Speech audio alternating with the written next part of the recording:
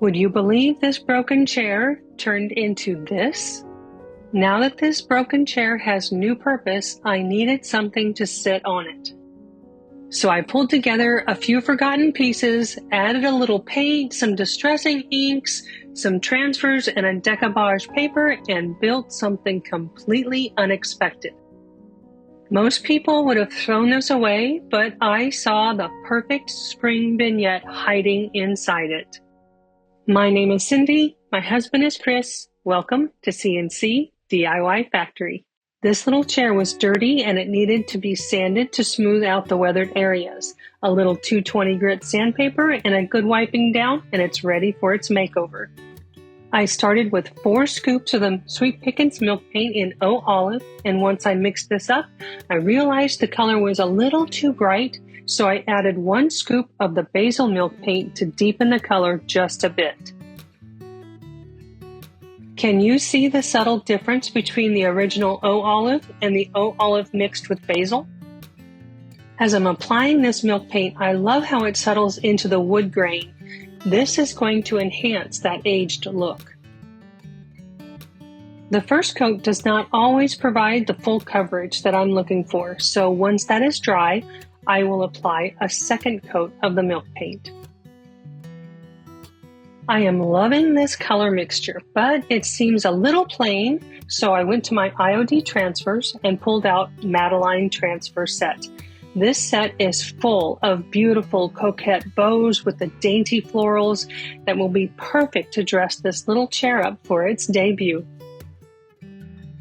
I chose several pieces of the transfer set to go along the back of the chair, and these trailing pieces fit perfectly. These transfers are so easy to apply, however, your surface must be completely dry and free of any oils or sanding dust. Now the front chair legs were looking a little bare, so I chose 2 more transfers with that same coquette bow to add that little something something.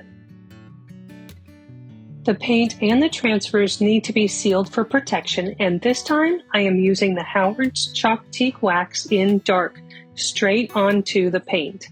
This will really deepen that green color, and those transfers are going to look fantastic. This wax has a creamy consistency, and it is easy to brush on and then wipe off the excess, leaving behind a beautifully finished piece.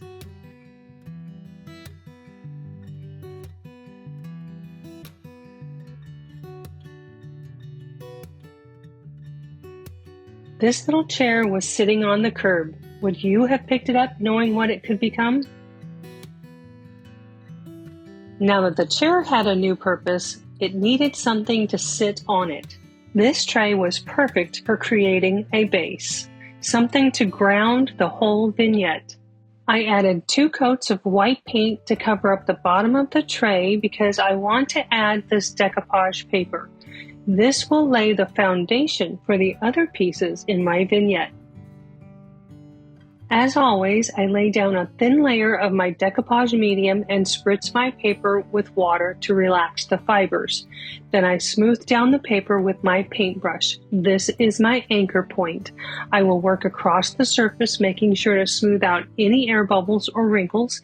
Then I'll add another layer of the decoupage medium over the top to seal and protect the paper. To darken the white in the paper and give this a little more depth, I'm using the same dark wax that I used on the chair. I will apply it around the outside edge of the base, then with a lint-free cloth, I will feather the wax towards the center of the tray. But I wanted more than just a tray for this vignette. I wanted to add layers and texture. I also wanted something functional too, and this little wood bucket was exactly that. So after I sanded it, I mixed up some Sweet Pickens milk paint in Cheshire, and I applied 1 good thick coat to cover the entire bucket and handle. After it dried, I sanded it again to bring out some distressing, and I wiped it down so the transfers would adhere.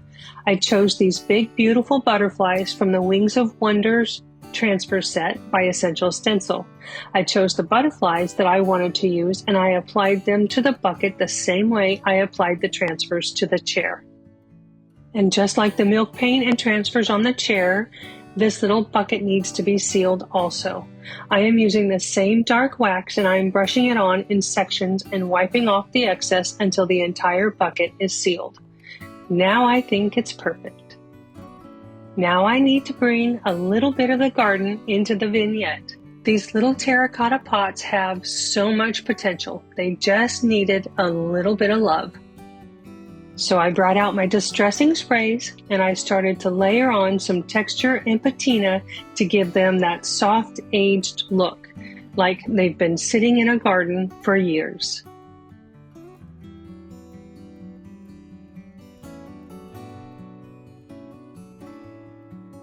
This is one of my favorite techniques because every single piece turns out just a little bit different. Every flower pot in a garden has dirt on it, so we are going to add some to these little pots. I am using the clear wax by DIY and a lint-free cloth to apply the wax. Then I will lightly brush on some decrepit dust in warm for the red dirt look, and I'll follow that up with the dark dust for a little more depth.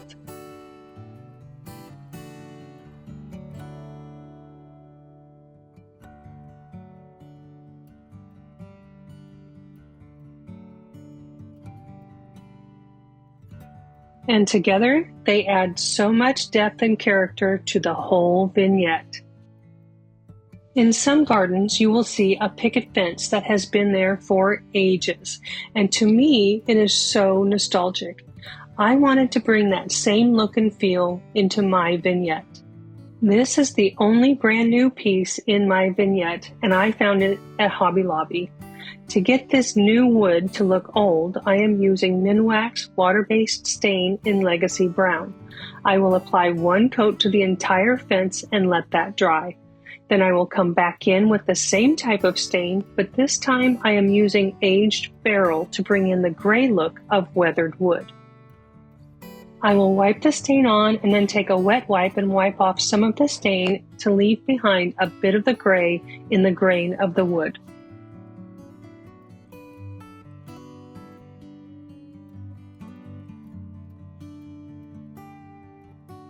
And now it needs to be whitewashed. I will dry brush on some white paint. This one has a built-in sealer in it. Then I will spritz it with my water mister and take a bunched up paper towel and blot the paint off on the wood. This will create the base for my weathered picket fence.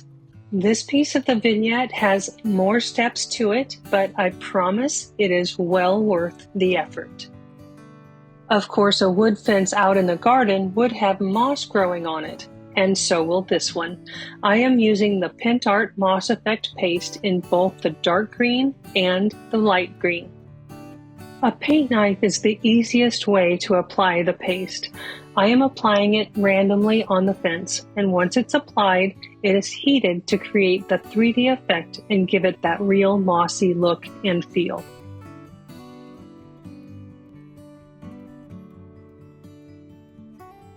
To watch the 3D magic happen is so satisfying. I am not sure if you can truly see the moss grow on camera.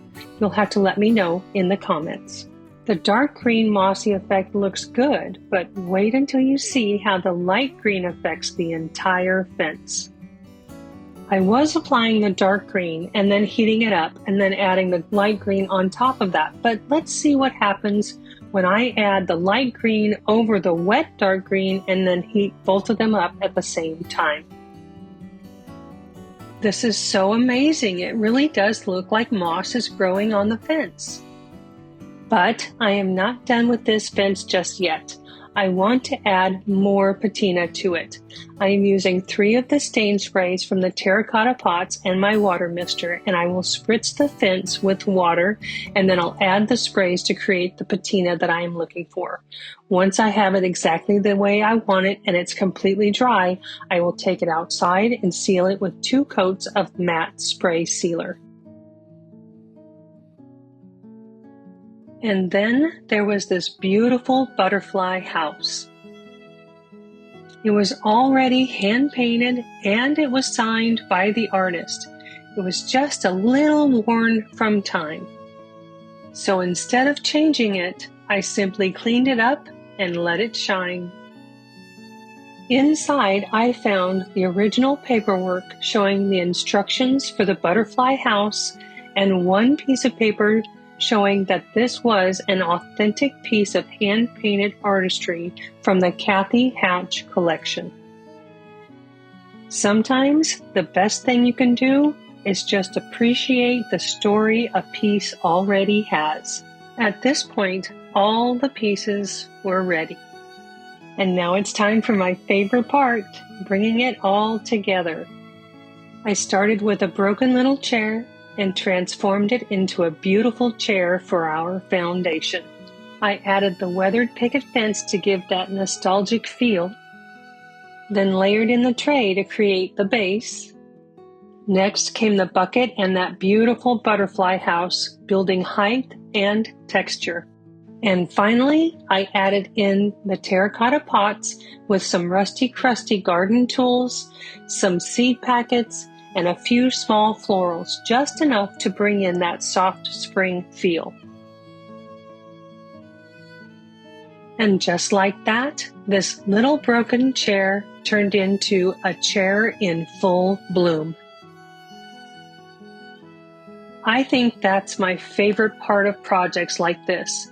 Seeing something that feels like it's at the end of its life and giving it a whole new beginning. I'd love to know what's something you might have thrown away and now you're looking at it a little differently.